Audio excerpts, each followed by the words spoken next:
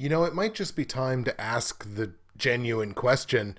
Do I just stop picking totals? Because, I can hold my own against the spread, but my God, my total picks have been just awful this year, and it doesn't feel like I'm getting any better. So maybe you guys let me know that in the comment section below. Now, let's get on with the episode.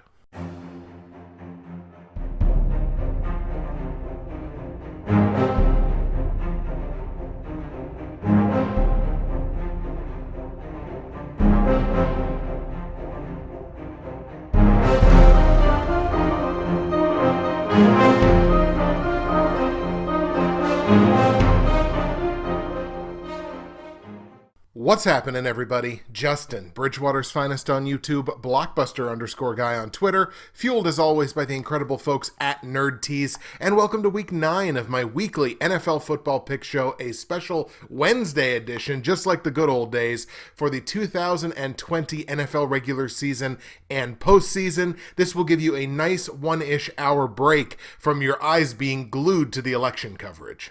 And as you can tell right off the top, kind of suffering a little bit of a crisis of confidence in terms of my total picks. I know I can hold my own against the spread, but man, my total plays have been bad last week and just bad in general all year long. But first, some good news. My second straight week going double digits, picking the games straight up. Back in week 7, I believe it was, I went 12-2, and in week 8, I went 11-3. We are on a big-time hot streak, picking the games straight up. 78-40-1 on the season, about 4 games better than I was at this point last year. It's a clip of 65.5% picking the games straight up. Now, against the spread, again, I held my own. I was just the one game under 500, 6-7-1, so just the second ATS push of the season. That has me one game over 500 on the season at 59-58-2. But again, the totals were an absolute dumpster fire. 3-11 picking the totals last week. Just absolute garbage. And over the last 2 weeks, let's say I was 3-11 last week. Week before that, I was 7-6-1. But I think I've only had 2 weeks so far this year where I've been over 500 on the totals. So I am heavily considering this being my last year picking the totals. Platinum, gold, silver, and bronze picks looked terrible at the top, with Tennessee somehow losing by 2 possessions to the Cincinnati Bengals and Joe Burrow, and then Green Bay just getting absolutely run over by a returning Dalvin Cook for the Minnesota Vikings. So those two definitely did not work out. At the very least, I did pick Kansas City to beat the Jets. Big accomplishment there. And I did pick Philly to beat Dallas. Big accomplishment there. Only went 1-3 against the spread in those picks. The only one that I got was Philly covering -7.5, and only went 1-3 on the totals. The only one correct being under 48 points in the Chiefs and the Jets. So with those 4 picks, wasn't exactly what I'd call a banner week. Taking a peek at both the Bridgewater's Finest and the Ante & Co. straight-up pick'em pools for 2020, I've now moved into 12th place out of 38 in the Bridgewater's Finest pool, 676 out of 948 possible confidence points. That's a championship clip of 71.3%. If I can maintain that for the rest of the season, I'm going to be right there at the end of the year. Brought in 72 of 105 confidence points in week 8. That's a clip of 68.6%. Was not good enough to win the week. Shout out to our week 8 winner for the second week in a row. It's West Coast Martin. My guy, Martin, wins it the second straight week that he's won the Bridgewater's Finest pool. He went 10-4 straight up, but managed the confidence points just a little bit better than I did. 75 out of 105 possible confidence points. That's a clip of 71.4. We also have a new leader in the Bridgewater's Finest pool, that being RellEaglesFly, my good friend TJ, a longtime member of this community. 82, 36, and 1 straight up on the season, so 4 games better than I am to this point. 700 out of 948 possible confidence points. That's a clip of 73.8%, and it's good enough to lead the way. Now, I might not have been able to catch Martin in the Bridgewater's Finest pool to win Week 8, but I did win Week 8 of the Ante & Co. pool with my 11-3 straight-up record. And I've also moved into a tie for 7th place out of 33 in that pool. We've made some moves here in the last couple of weeks. My 78 straight up wins, again, tied for 7th place, 65.5%. Brought in 11 of the 14 games correct last week, 78.6%, and that was good enough to win week 8 all alone. We now have a 3-way tie, however, on top of that pick'em pool. Ray's picks, Gavin OC4, and West Coast Martin all have 82 correct straight-up picks in the Ante & Co. pool. That's a clip of 68.9%, and it's good enough to lead the way. Let's take a peek into Fantasy Corner now to see how my 6 fantasy football teams did in Week 8 action, and 2 out of 3 ain't bad. I went 4-2 in Week 8 action. However, one of those 2 losses was an important one, and it came in the NFL YouTube Prognosticators League. I lost against Half Moon's picks, and it's an important loss because it drops me to 3-5. A league where only 6 teams make the playoffs. I think I currently sit in 11th. However, second place in that league is only 4-4. So I'm still only like 1 game behind there, but I think I'm going to have to beat those teams considering my scoring really is not where it needs to be. And it's heartbreaking because I left that loss on the bench and it absolutely sucks. If I'd have been a little bit more savvy with my starts versus my sits, I probably would have won that matchup because it was very close, within about 4 to 5 points. Now, luckily, I did pick up the win over the SDMT Fightin' 7 in the Professionals Dynasty Fantasy Football League. That moves me to 7-1, and I believe I'm in first place all alone now in that league.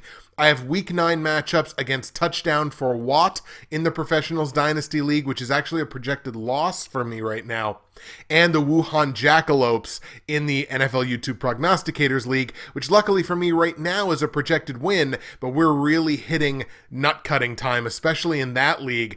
I have to go on a run or my championship will go undefended.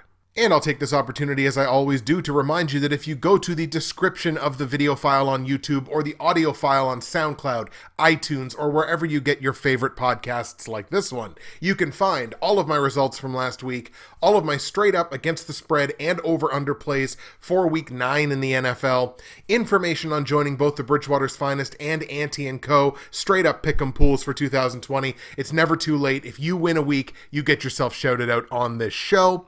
You can find information on joining the NFL YouTube Prognosticators Facebook page, as well as my good friends and sponsors at NerdTees.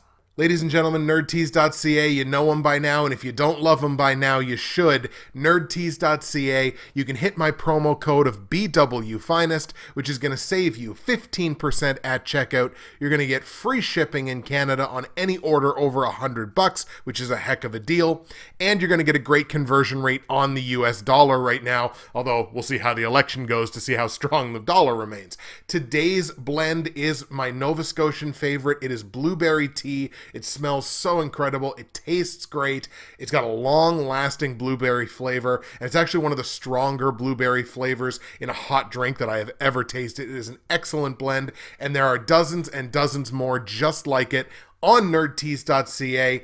Hit that promo code BWFinest, save your money, get your free shipping, find yourself something to love, or find someone you love something to love. You can do it on nerdtees.ca. And Christmas is going to be here before you know it, folks. Another 14 games on the docket in Week 9. We have Cleveland, Cincinnati, Philadelphia, and the LA Rams on the bye this week. Look, the ATS favorites, they're not doing well this year. The over has kind of recovered on the season a little bit after kind of taking it on the chin for a few weeks. Keep all of these things in mind as we get into our Week 9 slate of games. We're going to begin with tomorrow night's game. The San Francisco 49ers limp into their home building to take on a hometown boy, Aaron Rodgers, and the Green Bay Packers. This is the battle of the basement dweller in the NFC West, although the Niners are still 4-4, so it's, not really fair to call them a basement dweller, except in the most talented division in football. And the leaders of the NFC North, the Packers at 5-2, despite losing 2 of their previous 3 games. The luster has kind of come off the team a little bit. Even as a fan, I can kind of admit that. Their 2 losses have not exactly been what you'd call great. And yet at the same time, I can sit here and look at it and be like, well, I mean, look, they lost to Tom Brady. A lot of people lose to Tom Brady. They got run over by Dalvin Cook. That should come as no surprise. They got run over by Raheem Mostert back in the NFC Championship game. Speaking of which, this is a rematch of last year's NFC Championship game.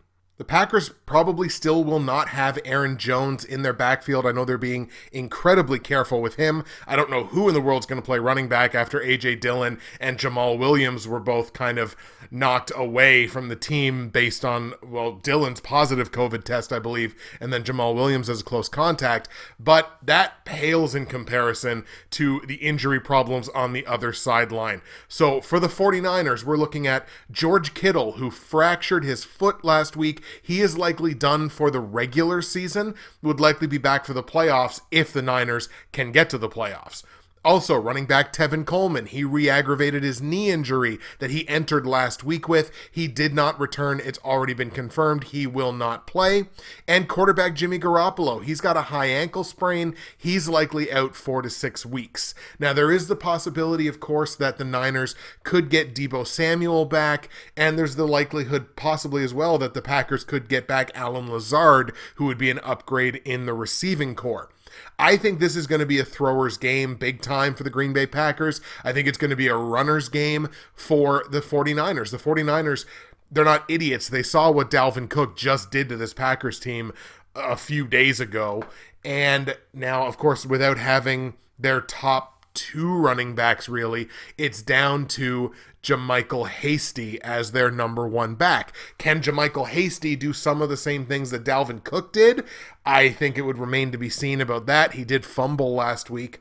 The Niners might get Richard Sherman back. I don't think that's going to be enough in the secondary. I think this is going to be a huge game for Aaron Rodgers in the pass game. Massive game, I would imagine, for Davante Adams. And I think Green Bay is going to win this thing, even though the game is in San Francisco. I think these injuries are just a little too insurmountable for the Niners. So let's take Green Bay in San Francisco to beat the Niners. On the line, the Packers are favored by 5.5 points. This is gross. I hate that I have to hold my nose and take this line, but I think anything under a touchdown, I feel okay about laying it just because, again, you're missing your starting quarterback. Now, granted, I don't think there's a massive drop-off between Jimmy Garoppolo and Nick Mullins. I really, really don't. That's more an indictment on Garoppolo than it is a criticism of Mullins or even a praising of Mullins. But Garoppolo just has not played up to expectations from when he came in. You're losing your single biggest weapon, one of the single biggest weapons in football, in George Kittle in the receiving game. You go from George Kittle to anybody else in the league, except for maybe Travis Kelce, and it's a significant downgrade. And then, again, you're down your top 2 running backs. Yes, you've got Jerick McKinnon, but what really is his role in this offense? How much are they willing to put on his role? And if it's down to just JaMycal Hasty is not Raheem Mostert. So I just genuinely think that because of these injuries and because of the situation that the Niners are in, I've got to lay those points, lay the 5.5 on the Packers. Total in the game set at 50 points. Now, I only capped this personally at a mid to high 40, but one thing I'm doing here, there's probably 6 games, and this would be the first one, that I've allowed myself to be swayed away from what I originally thought. So I am going to be keeping track of those games specifically to see if, hey, maybe I can find a key in the way I'm capping games that will help me improve on the over-unders. And I mean, look, if I can pull that back to 500 by the end of the season, I'd be thrilled with that. So again, I only capped it at a mid to high 40, but between these two teams, the average margin of victory to the over this year has been plus 3.3 points. It's a little more than a field goal, so even though I capped this thing under, I'm going to go over on it, and I'm going to trust those numbers and see if that's one of those situations where that's something that I can add to my arsenal and just make my total picks that much more reliable. So we're going to go over 50 points in Green Bay, San Francisco. Let's go Packers 30, Niners 21. Let's go to Atlanta now, where the Falcons come in with the benefit of both home field advantage as well as the benefit of the long week. They're going to play host to a Denver Broncos squad that had no business winning their game last week, except for the fact that they were playing the Chargers. Atlanta on the happy side of things last week, picking up the win, but still only 2-6 and in the basement of the NFC South. Meanwhile, the Denver Broncos, speaking of the basement, not quite the basement anymore, since they did pick up that win against the Chargers last week.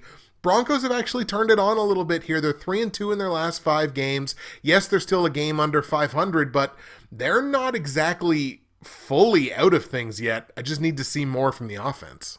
No new injuries here to report one way or the other. So what this really comes down to for me is, like, I don't think there's a massive difference between these two teams. I really don't. Like, one's 2-6, the other's, what did we say, 3-4. Both of them are underperforming defensively. I mean, Denver certainly underperforming offensively. Atlanta at the very least can score some points. But if you're looking at two relatively similar teams, you're looking at two teams that, margins are really going to dictate who wins and who loses. Here's a significant margin for you. The Falcons have not won at home this year. They've played 4 home games. They've lost all 4 of them. I would make the argument at least 2 of those games, a game against the Bears and a game against the Detroit Lions, 2 of those games Atlanta probably should have won, at the very least on paper. So it's really tough for me to pick a team that's 0-4 in their own building. And to the Broncos' credit, they're 2-1 away from home. They're playing better right now than I would say the Atlanta Falcons are. I'm going to take the upset here. No real injuries one way or the other, like new injuries anyway, to talk about.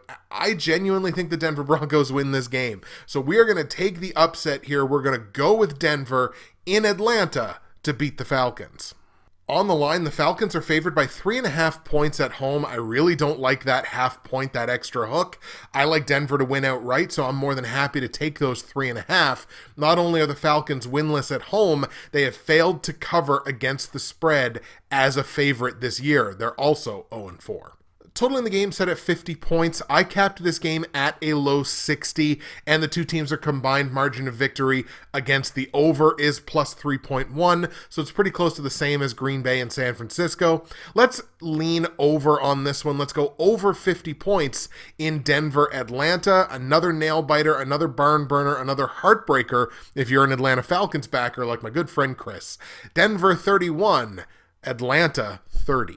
Let's go to Buffalo now, where the Bills are going to play host to the Seattle Seahawks, and they're going to go into this game and try to survive this game down probably their starting center.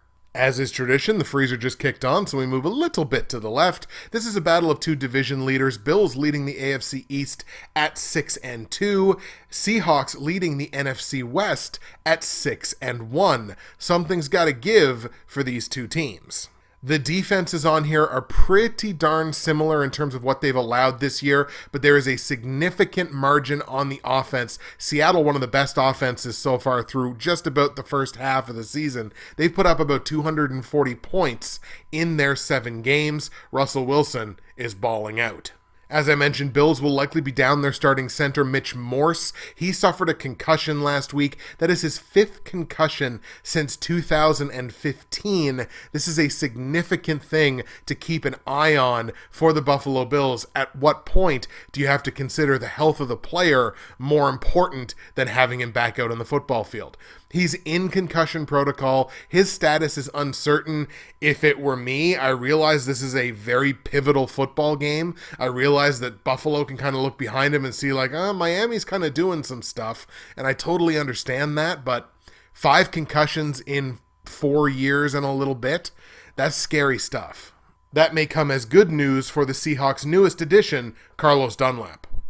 I think I got to ride with the Seahawks here. I think they're head and shoulders the better football team here. Certainly the better team on offense, and I think if Buffalo's going to be beating some of these teams in the next few weeks, I think they got to do it on the back of their offense. I don't think the offense is going to keep up here in a shootout. Let's take Seattle in Buffalo to beat the Bills, my 3rd straight road team. On the line, Seattle's a 2.5 point favorite on the road in Buffalo. That's about the line I would have expected to see. I like Seattle to win. It's a small price to pay. The Seahawks are 4-2 against the spread this year as favorites. 2 out of 3 ain't bad. So let's lay those 2.5 points. Take the Seahawks minus 2.5. Total in the game set at 55 points. I've got this capped like the previous game in the low 60s, and the two teams are combined 10-4-1 against the over so far this year. So let's take over the 55 points in Seattle Buffalo. Let's go Seahawks 33, Bills 28. Let's go to Indianapolis now for the battle of two of the best defenses in the AFC, the Indianapolis Colts versus the Baltimore Ravens, both teams coming in with an injury concern. Gotta believe the Colts here know that they're the best team in this division. I mean, look, they're talking about the Texans, the Jaguars, and the Titans, and no disrespect to the Titans, but the Titans have a lot of issues defensively. They're cutting people on the defensive side that have been underperforming, and I understand that that can be a real motivational kick in the pants, but Indy's got to believe they're the best team in this division. They sit at 5-2, the same record as Tennessee. Titans hold the tiebreaker for now, but Titans going in the wrong direction, Colts going in the right direction, winners of 2 consecutive games. Now, as for the Baltimore Ravens, they've fallen 2 games behind the Pittsburgh Steelers in the battle for the AFC North. Steelers, of course, the only undefeated team left in football. Incredible defense for the Baltimore Ravens, but of course, they're dealing now with a bit of a COVID scare on the defensive side specifically. The Ravens, their offense can be good, but their offense is inconsistent. Speaking as someone who is a Lamar Jackson, Marquise Brown stack owner in the Progs Fantasy Football League, I can tell you this offense is frustrating at times. Ravens have dropped 2 of their last 5 games. Meanwhile, the Colts are heating up, like I mentioned. 2 straight wins, 4-1 in the last 5. But again, there will be injury concerns on both sidelines here. For the Colts, it's wide receiver T.Y. Hilton. He injured his groin last week. He did not return. His status is uncertain. Haven't seen an update on him as of this morning. And on Baltimore's sideline, it's a big loss. One of the best left tackles in football, Ronnie Stanley, injured his ankle last week. He was carted off, and per Coach Harbaugh, he is done for the season. He just signed a big extension. I think it made him either the highest paid or second highest paid left tackle in football. Boom, ankle injury. He's done for the year. Just a devastating loss for Baltimore's offensive line, which may be the most important offensive line in football, considering how important the run game is to the success of the Baltimore Ravens. Taking all that into consideration, this is the second in the last 3 games that I think the underdog wins this game outright. The Colts are the underdog here, despite the fact that they're at home. I think the Colts' injury is less significant than Baltimore's is, because the Colts have just been playing next man up at the receiver position all season long. I think they just got Michael Pittman back off of IR, so he should be back in the fold. I think Indy will be able to overcome their injury loss a lot quicker than Baltimore will. I like the upset here. I'm taking the Colts at home to beat Baltimore. On the line, the Colts are only 2.5-point dogs at home, so Vegas does consider this a relatively close matchup, in no small part, I'm sure, due to the defenses. But I like the Colts to win outright, so I will take those 2.5 points. Total in the game set at 46, one of the more contentious totals for me this week. I only capped this game at a low to mid 30, but then I look at it and I'm like, God, 46 is so easy to go over on. So I really flip-flop back and forth on this one. Here's where I ultimately landed on it.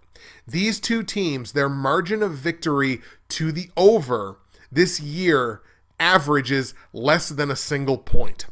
So they're like right on the money with their totals this year. And I'm just going to defer to the fact that these are 2 really good defenses. I think this is a defensive battle from start to finish. Let's lean under on Baltimore and Indianapolis on 46 points. Under 46. Let's go Indy 20, Baltimore 13. Let's hit our first divisional matchup of the week. We're going to go to Minnesota, where the Vikings, again, fresh off that victory against the Packers, where Dalvin Cook ran wild for 4 touchdowns, now get to play a Detroit Lions team that is down arguably their most dangerous weapon. Minnesota absolutely cannot afford to take this Detroit Lions team lightly, especially considering they're looking up at them in the standings. Minnesota has not won a game at home this season. They're 0-3. Meanwhile, Detroit, all 3 of their wins have come away from home. However, Detroit has not won a game yet inside this division. They are 0-2, and at the very least, Minnesota beat a division opponent just last week. But this has been an exceedingly disappointing season for the Minnesota Vikings, currently sitting at 2-5, and a lot of that problem has been on the defensive side. Statistically speaking, the worst scoring defense in that division. You might expect them to be worse than the Bears, but you would have expected them to be at least be competitive with the Packers and better than the Lions, and that just hasn't been the case so far. As I mentioned, the Lions will enter this game down arguably their biggest weapon on the offensive side. That's Kenny Golladay. He injured his hip, and he's expected to miss at least week 9, if not a few weeks into the future. So that's definitely going to hurt the pass potential here for the Detroit Lions. They're probably going to lean more on their run game. DeAndre Swift has, I think, exceeded expectations a little bit this year. Detroit's run game a little bit better than I even expected it to be. I don't think it's going to be enough to beat Minnesota here. I think the Vikings are riding high off that win against the Packers. I don't think this is going to be a letdown game. I think this Vikings team is too good to be winless at home. I'm going to take Minnesota at home to beat Detroit. On the line, the Vikings are laying 4 points as home favorites. I totally understand that line. I am laying those points, taking the Vikings -4. Total in the game set at 52 points. This to me was a pretty darn perfect total. The Vikings are 5-2 to the over this year, and Detroit's kind of middling. So I think I'm going to lean on the over there. I think we'll see plenty of points. Another big game, I would assume, from Dalvin Cook. Let's go over 52 points in Minnesota-Detroit. Let's go Vikings 30, Lions 24. Back-to-back division matchups now. Let's go to Jacksonville for the battle to remain relevant in the AFC South. A battle of 1-6 teams, the Jags playing host to Deshaun Watson and the Houston Texans.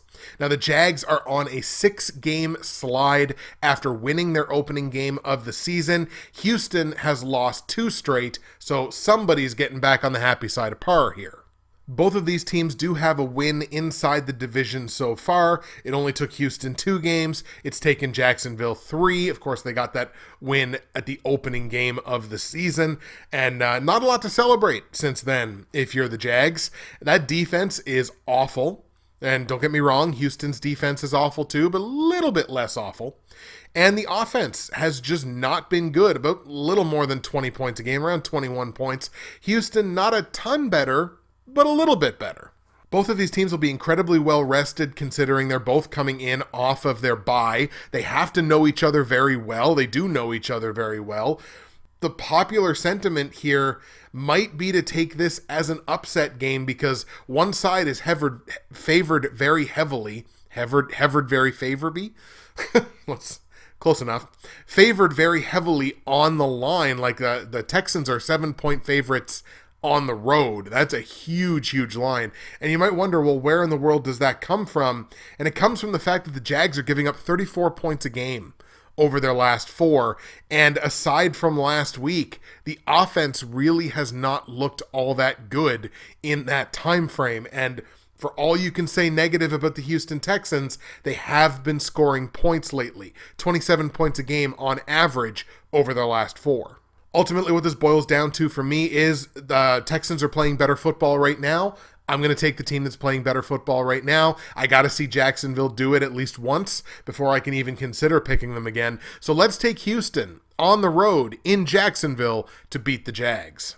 And on the line, I am going to lay those 7 points on the Houston Texans. The Jags only 2-4 against the spread as an underdog this year. The average margin of victory is way down there. I think Houston covers this number. They might not fly over it, but I think they cover -7. Total in the game set at 50.5 points.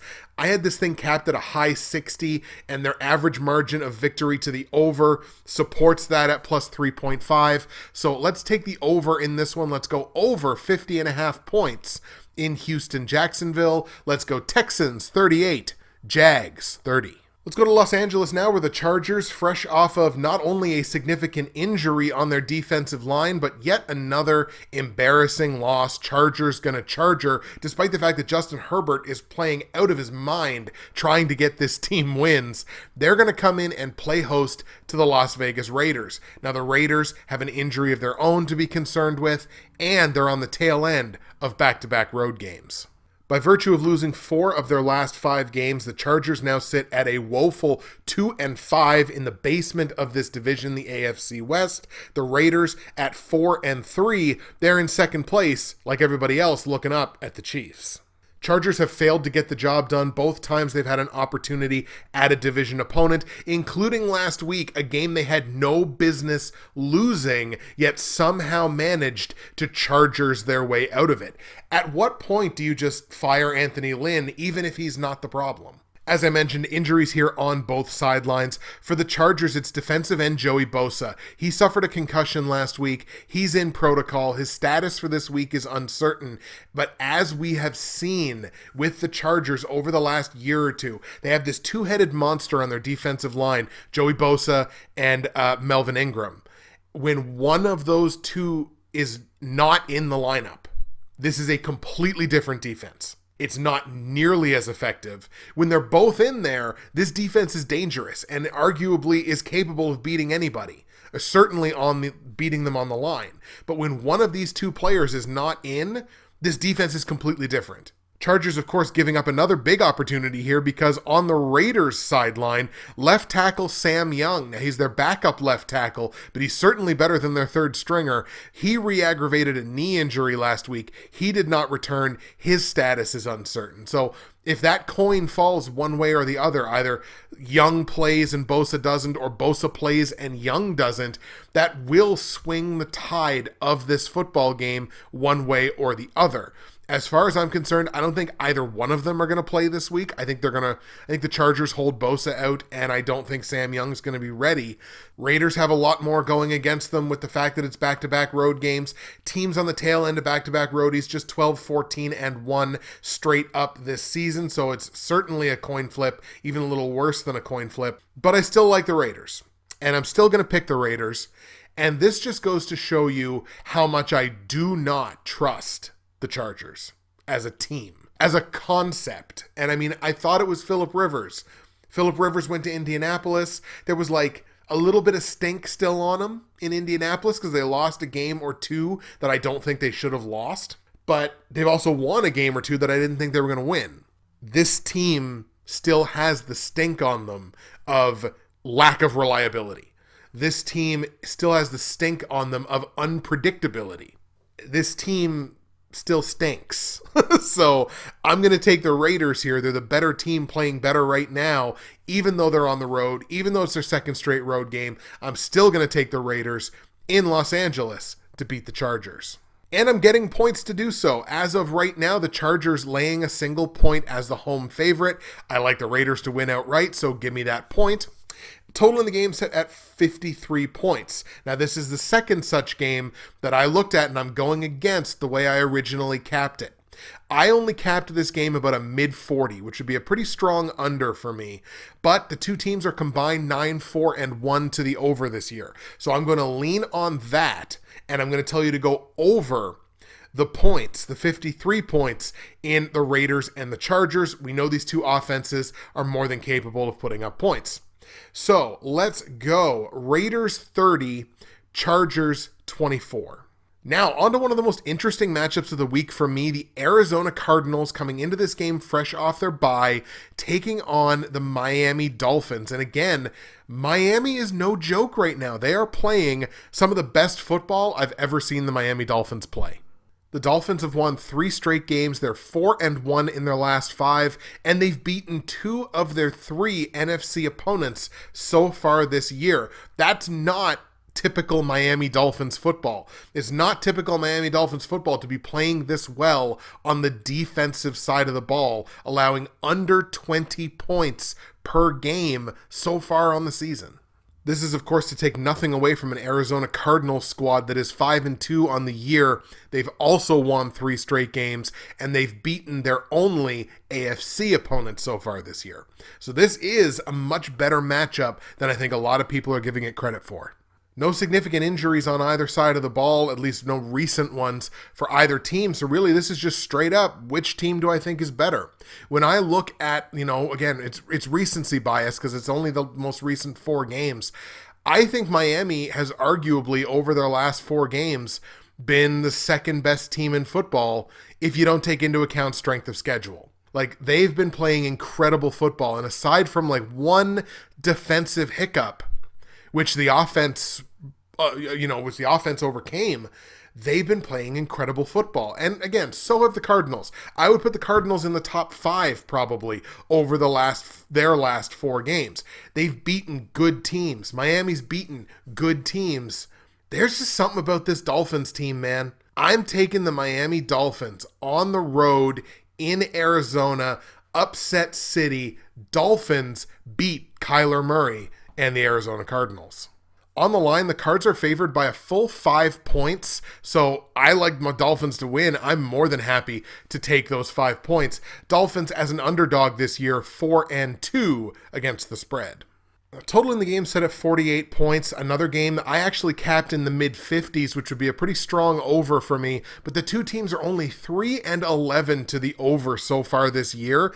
Easily the worst margin of any teams that we're going to look at here this week. So I think I got to stay under on it. There's been no money to be made betting the overs with these two teams. So let's stick under 48 points in Miami, Arizona. Dolphins 24, Cards 23. Big upset win for Miami.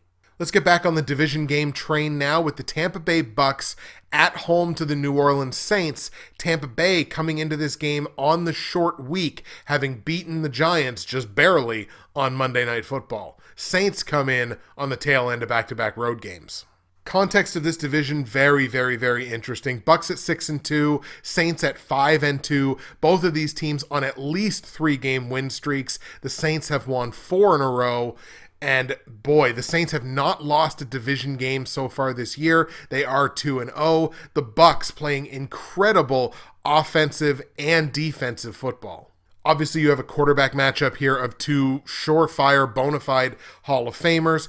I feel like I say this every single week. The specter of Michael Thomas is there. He didn't play last week because he suffered a hamstring injury in practice. I don't know whether he's playing this week. There's been no confirmation one way or the other. But anytime he comes back, he shifts the tide for the New Orleans Saints. Since I don't know that he's going to come back, I have to take the better of the two football teams, especially considering they're playing at home. I'm going to take the Tampa Bay Bucks here, even though it is the short week, little less time to prepare. It's Tom Brady. I'm not worried about preparation. And it looks like Antonio Brown will play his first game since last season. Man, this is going to be a fun game to watch. I really hope I get the chance to watch this one from start to finish. I'm going to take the Bucks at home to beat the Saints. On the line, though, Bucks are favored by 5.5 points. I think I'm going to take those. This feels like an okay hedge to me. This is a game that the Saints could very easily win, especially if Michael Thomas does come back. Saints could come up with an outright victory here. I'm going to hedge my bets and take those 5.5 points on New Orleans. Total in the game set at 51.5, third straight game where I'm going to allow the fact that the two teams are very heavily on one side of the coin to influence how my pick goes. I had this game capped at a low 40 originally, but the two teams are 12-3 to the over this year. No money to be made betting these two teams staying under, so let's go over 51.5 points in New Orleans, Tampa Bay. Let's go Bucks 28. Saints 24, and the last game we're going to look at before we get into the platinum, gold, silver, and bronze picks for week 9 is the Monday Night Football matchup of the New York Jets and the New England Patriots. Patriots would be in the basement of this division were it not for an all-time terrible first half of the season for the New York Jets, winless in 8 attempts, where they've only scored about 11, maybe 12 points a game. Their defense is playing terribly, and at the very least, the Patriots have looked competitive in a lot of their games. Patriots on the tail end of back-to-back road games. They have not won on the road yet this year. They are 0-3. I know there are people that are taking the Jets to win this game outright, and I fully understand it. Look, the Patriots are on their own slide. They've lost 4 games in a row. They've looked bad in most of those games, but this is still the AFC East. They're still the New England Patriots. It's still Bill Belichick. He still knows these teams better than anybody, and the Jets are 0-8 and they stink. So let's take the Patriots on the road in New York to beat the Jets, despite the things that might be going against the Patriots in this matchup. We're going to take New England to win the game on the road. On the line, the Patriots are favored by a touchdown, which is disgusting. Just legitimately just disgusting. Now, as underdogs, the Jets are 1-6 against the spread. So not only are they losing, they're not even covering against often big numbers. So let's just lay the points, hold the nose big time here, lay those 7 points on the New England Patriots. Total in the game set at 42.5 points. This to me is pretty well a perfect total. This is right around where I expected it to be. The two teams are combined 6-9 to the over this year, which is not a strong lean, but these two teams suck. So let's stay under 42.5 points because I don't know what I'm going to get from either offense in this game. Under 42.5 in New England, New York. Let's take Patriots 25, Jets 16. All right, folks, here we go. Platinum, gold, silver, and bronze picks for week 9 in the NFL. We're going to start at the bottom with the bronze pick. Still a perfect, flawless, immaculate 8-0 straight up on the season. Betting picks, not so much, but I mean, they're kind of treading water. 7-8-1 combined on the betting picks. My bronze pick sees the Washington football team coming off their bye, a division matchup against a New York Giants team that, man, they just about did the thing against Tom Brady and the Tampa Bay Bucks on Monday Night Football. But considering they played on Monday Night Football means they're coming into the game on the short week against a very well-rested Washington team whose defense is playing incredibly well right now. As I said, this is a division matchup in the NFC East, if you can call that a division. Giants sitting at 1-7, Washington second place in the division at a robust 2-5. Both of these teams 1-4 in their last 5 games. Giants have now lost back-to-back games and are 1-6 against NFC teams. At the very least, Washington 2-3 against NFC teams, which means both of their wins have come against NFC teams, and both of their wins have come inside this division. I have to lean on the fact that Washington has a significantly better defense. The offenses are kind of a coin flip. They're about the same, but I got to lean on Washington here. We'll take the one margin that I think is firmly in one team's favor. And, of course, they're better rested. They just came off their bye. People can say what they want about Washington. They are only giving up 21 points a game over their last 4 games. That is good enough for me to tell you to take Washington at home to beat the New York Giants. Now, on the line, Washington laying 3 points as a home favorite. I like them to win. It's a relatively small price to pay. Now, the Giants, as an underdog against the spread this year, are 5-2. So I'm going against that trend. But they're 5-2 with a margin of victory of negative 7.9. So they're 5-2, but they've had some big spreads against them. Some large spreads that they've managed to cover. But in games where they're an underdog, on average, they're losing those games by 8 points. Washington's only laying 3 in this game. I'm going to take Washington to cover -3. Total in the game set at 41.5 points. I capped this game at a low 30. The two teams are, like the previous matchup, only 6-9 to the over this year. So even though this is the lowest number, tied for the lowest number that we're going to look at this week, let's stick under because who knows what you're going to see offensively in this game. Under 41.5 points in New York, Washington. Take Washington straight up. We're going to hammer Washington -3 against the spread in a game that stays under 41.5 points. That is your bronze pick. Let's go football team 21, Giants 10.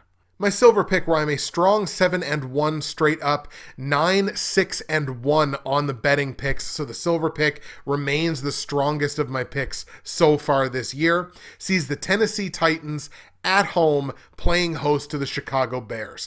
Now, both of these teams have an injury concern heading into this game. Both of them, I didn't think, looking particularly great last week. Now, yes, Chicago did take the Saints to overtime. They did lose that game, but, the Saints they only pushed against the spread as they were only 3-point favorites. I criticize the Chicago Bears much more than most people do and much more than I probably should. This is a bad offense. It's the worst offense in this division. It's one of the worst offenses in the NFC, if not the worst scoring. It's among the worst scoring offenses. But look, this is not a good offense. Their defense has been good, but not the greatest. All 5 of their wins have come against NFC opponents. They're not playing an NFC opponent this week. They're playing an AFC opponent, and a good one in the Tennessee Titans. As I mentioned earlier, the Titans defense is a problem. Their defense is not playing well, and their defense leads to most of their losses, I would say. In fact, they've suffered 2 straight losses after starting the season 5-0. I'm not worried about Tennessee's defense against Chicago, because I know Chicago can't establish the run the way they need to for either one of their quarterbacks to manage the game properly. David Montgomery does not do that. The combination of David Montgomery and Tariq Cohen might have done that, but they don't have Tariq Cohen. And look, Cordero Patterson, it was a fun experiment, Matt Nagy, but in the way you're utilizing him, I don't think it's working. And I don't think it's going to work against the Titans team. As I mentioned, injuries on both sides here. For the Titans, it's wide receiver Adam Humphries. He suffered a concussion last week. He is in protocol. His status is uncertain. And for the Bears, it's on the offensive line. Right tackle Bobby Massey. He injured his knee. I feel like I called Bobby Massey's name last year with a knee injury. It might have been a couple years ago. He could miss a month per a report from the Chicago Tribune, so he certainly will not be playing in this game. That hurts Chicago's pass offense, certainly hurts their run offense. It's a nice boon for Tennessee's pass rush. See if they can start getting home a little more on whether it's going to be Nick Foles or Mitch Trubisky, and apparently we're back to asking that question. And you know what? I probably shouldn't even criticize that. They benched Trubisky when he was 3-0. The Bears are very quickly becoming the LA Chargers for me in that I have very little confidence in them, if at all. Let's take Tennessee despite Tennessee's loss last week, and a bad loss. 2 possessions to Cincinnati. They shouldn't have lost the game at all, much less by 2 possessions. So despite that, we're going to lean on the Tennessee Titans one more time. Titans beat Chicago in Tennessee. On the line, the Titans are laying 5.5 points as the favorite. This is the line they laid last week. Favorites of -5.5. Granted, last week they were on the road. This week they're in their own building, which is nice. However, I'm taking the points on the Chicago Bears. I probably should have taken the points on the Bears the last couple of weeks. The Titans are only 1-5 against the spread as a favorite this year. The Bears are 5-2 against the spread as an underdog this year. So this is just business. There's not much money to be made betting Tennessee as a favorite, and there's not much money to be made betting against Chicago as an underdog. So we're going to take those 5.5 points on the Chicago Bears. Total in the game set at 46.5 points. Another game that I'm allowing a particular record, a particular trend to overrule my own personal capping. I capped this at a low to mid 40, but the Titans are 5-1-1 to the over this year. So we are going to lean on the over here since I like the Titans to win. Let's go over 46.5 points in Chicago, Tennessee. Titans straight up, but we're hedging our bets and taking the Bears plus 5.5 points in a game that goes over 46.5 points. That is my silver pick. Let's go Titans 27, Bears 23. My gold pick, where I'm 6-2 straight up, but an abysmal 5-11 on the betting picks this year. We got to get that turned around and fast. We got to get that started to turn around yesterday, but we don't have that option, so next best bet is today. Sees the Dallas Cowboys at home taking on a Pittsburgh Steelers team, the only undefeated team left in football. However, they've got an injury and they're coming in on the tail end of back-to-back road games. I'm not going to waste your time here. The Pittsburgh Steelers are going to win this game. They're absolutely going to win this game. However, I am going to, of course, give respect to defensive tackle Tyson Alualu. He likely has a sprained MCL. He's likely to miss multiple weeks. He probably won't be playing this week. However, of course, the Pittsburgh Steelers just brought in another piece on the defensive side. This defense is so deep, I'm not at all worried about the fact that they're probably going to be playing Dallas's 3A quarterback. It's either going to be Ben DiNucci or it's going to be Cooper Rush, and they haven't decided who that's going to be yet. I don't think Ezekiel Elliott wins this game on his own for the Dallas Cowboys. Let's take the much better team, the Pittsburgh Steelers, despite the back-to-back roadies, despite the minor injury on the defensive side. Steelers in Dallas beat the Cowboys. On the line, the Steelers are laying a baker's dozen and a half, 13.5 points, which also feels gross. And it kind of feels gross that I'm going to take that because it is the biggest line of the week. Pittsburgh, they're 4-1 against the spread as a favorite. Dallas has failed to cover against the spread this year as an underdog. They're 0-3. So let's just lay those points. Pittsburgh, we know Pittsburgh's the better team. They might win this thing by 30. So let's just take the points. Not take the points. Let's just lay the points. Steelers minus 13.5. Total in the game set at 41.5 points. I got this game at a low to mid 40, so right around this number. Steelers are 4-2-1 to the over this year. I like them to win, so let's go over on this one. It is such a low number, but over 41.5 points in Pittsburgh, Dallas. Steelers straight up, we're going to lay the points. We're not hammering, we're laying the points. Laying 13.5 points on Pittsburgh in a game that goes over 41.5 points. That is my gold pick. Steelers 30, Cowboys 14, and my platinum pick where I'm only 4-4 straight up this year. So the game that seems like it's the one I'm most confident in, it's only a coin flip, 4-4, and an identical 5-11 on the betting picks. That happens when you've lost 4 of the games straight up. The Kansas City Chiefs at home playing host to the Carolina Panthers, who not only come in on the long week, but probably get the best running back in football, or at least one of them, back in the fold this week. Obviously, the Chiefs already starting to pull away in the AFC West, a 2.5 game lead over the Las Vegas Raiders. Chiefs sit at 7-1. They're winners of 3 straight games. All of their games have come against AFC opponents so far this year, so this is their first taste of the NFC. Carolina has played 2 AFC opponents. They won one of those games, but they're on a 3-game slide after really looking like they had managed that Christian McCaffrey injury just immaculately, but Panthers on a 3-game slide. Looks like McCaffrey will be back this week. I would expect him to immediately slide back into a massive touch roll, probably 20 to 25 touches in this game. He's so dynamic. You can use him all over the place. I just don't think it's enough for Carolina to pick up the win here. Look, maybe if the game was in Carolina, maybe this would be the possibility for an upset, even though KC would probably still be heavily favored in that game by at least a touchdown. We're going to take the Chiefs here, and we're not going to think too much about it. Let's take Kansas City, in Kansas City, to beat Carolina. On the line, the Chiefs are laying 10.5 points as the home favorite. The line is justified to me. The Chiefs are 5-2 against the spread as the favorite this year. So we're just going to take those 10.5 points because it just feels like the right thing to do. Chiefs are scoring a ton. Their defense is playing great. Carolina's defense is playing good too, but man, they are not scoring points lately. And that actually leads me to the last total pick, of course. Total in the game set at 52.5 points. I had this thing capped at a high 50, pushing into a 60, but the two teams are only 6-10 to the over this year. It's not like Kansas City is blowing out all these overs this year. They play a lot more unders than they do overs. I'm going to stick under on this number. I think it's going to be very close, but let's stay under 52.5 points in Carolina, Kansas City. Let's go Chiefs straight up. We're going to hammer the Chiefs minus 10.5 against the spread in a game that stays under 52.5 points. That is your platinum pick. Chiefs 31, Panthers 20. There you have it, folks. Those are your picks for Week 9, and it is time now for the patented comment of the week from the Week 8 episode.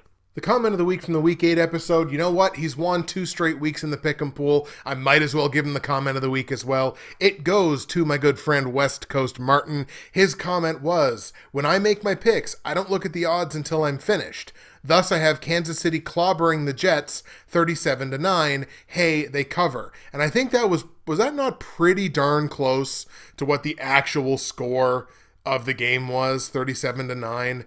I got to go back here. Because now it's a requirement. I need to know if Martin is a time traveler. Martin, you missed the damn game by 2 points, man. That's incredible. You had it 37-9, and you posted that a week ago. They won the game 35-9. That's crazy, my guy.